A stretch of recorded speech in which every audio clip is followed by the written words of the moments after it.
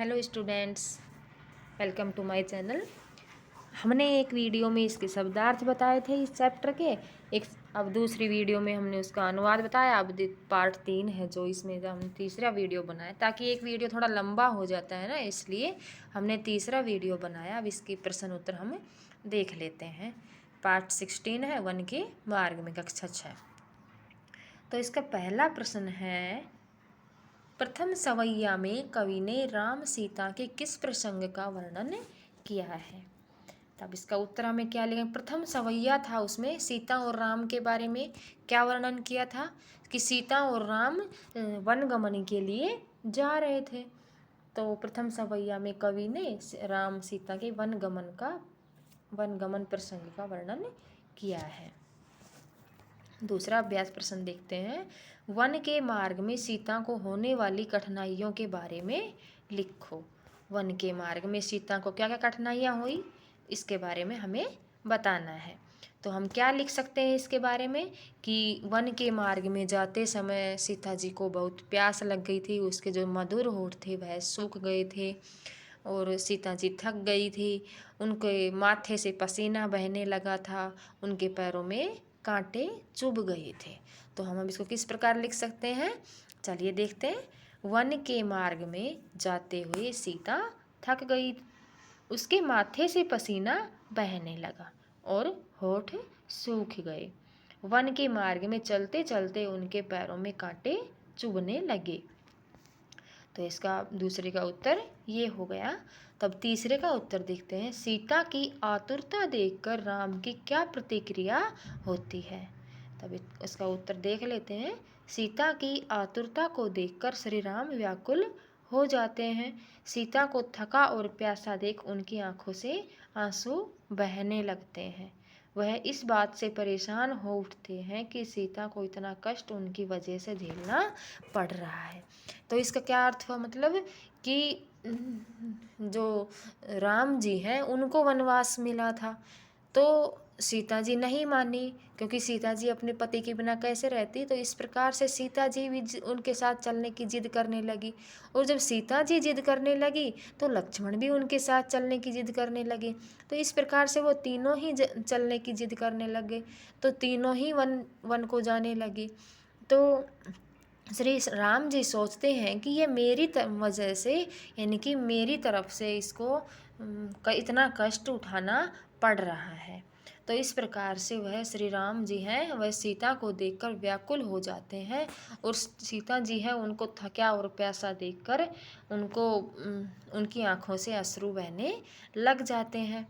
तो इसी बात से वह उनको बहुत कष्ट होता है कि यह सीता जी हैं, इनको मेरी तरफ से, मेरी वजह से ही ये कष्ट झेलने पड़ रहे हैं। ठीक है। चौथा प्रश्न देख लेते हैं। राम बैठकर देर तक कांटे क्यों निकालते रहे।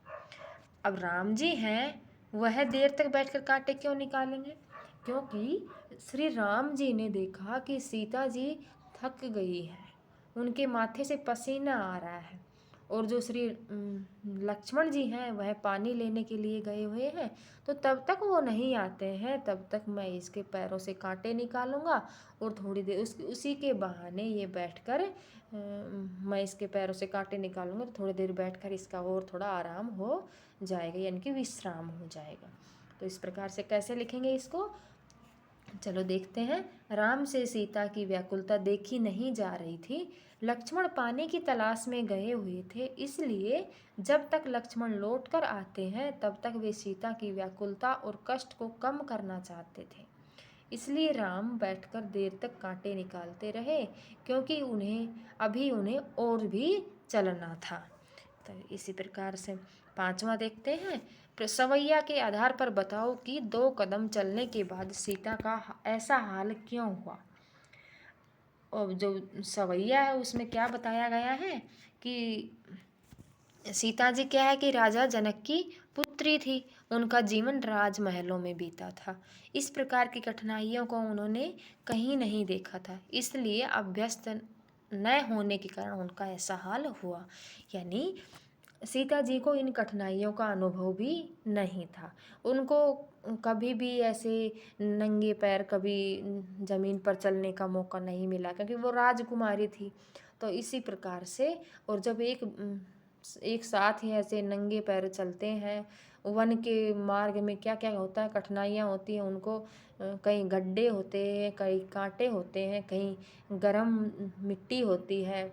तो इस प्रकार से उनको चलने का अनुभव नहीं था, इस प्रकार से उनको उनका ऐसा हाल हुआ। छठा प्रश्न देखते हैं, धरि धीर दये का आशय क्या है। तो इसका उत्तर है, इस पंक्ति का आशय धैर्य धारण करना। धरि, धरि मतलब धारण करना, धीर यानी कि धैर्य, यानी कि धैर्य धारण करना। सीता वन मार्ग पर चलते हुए राम का साथ देते हुए तकलीफों को सहते हुए मन ही मन स्वयं को धीरज बंधा रही थी। अनुमान और कल्पना, ये तो अपनी कल्पना से वन के मार्ग का वर्णन करो। तो उसका हम क्या वर्णन कर सकते हैं। वन का मार्ग कठिनाइयों से भरा होता है। रास्तों में चारों तरफ लंबे लंबे वृक्ष खड़े होते हैं, बीचों बीच कटीली झाड़ियाँ होती हैं, रास्ते ऊबड़ खाबड़ होते हैं और पथरीला और दलदली भी रास्ता होता है। पेड़ों से घिरे होने के कारण सूरज की रोशनी भी कम पहुँचती है, जिससे अंधेरा भी होता है।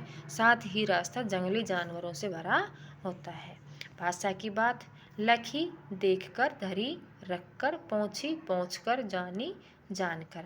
ऊपर लिखे शब्दों और उनके अर्थ को ध्यान से देखो। हिंदी में जिस उद्देश्य के लिए हम क्रिया में कर जोड़ते हैं, उसी के लिए अवधि में क्रिया में ई को जोड़ा जाता है। जैसे अवधि में बैठ को ई में, बैठ में ई और लगाएंगे तो क्या हो जाएगा, बैठी। और हिंदी में बैठ कर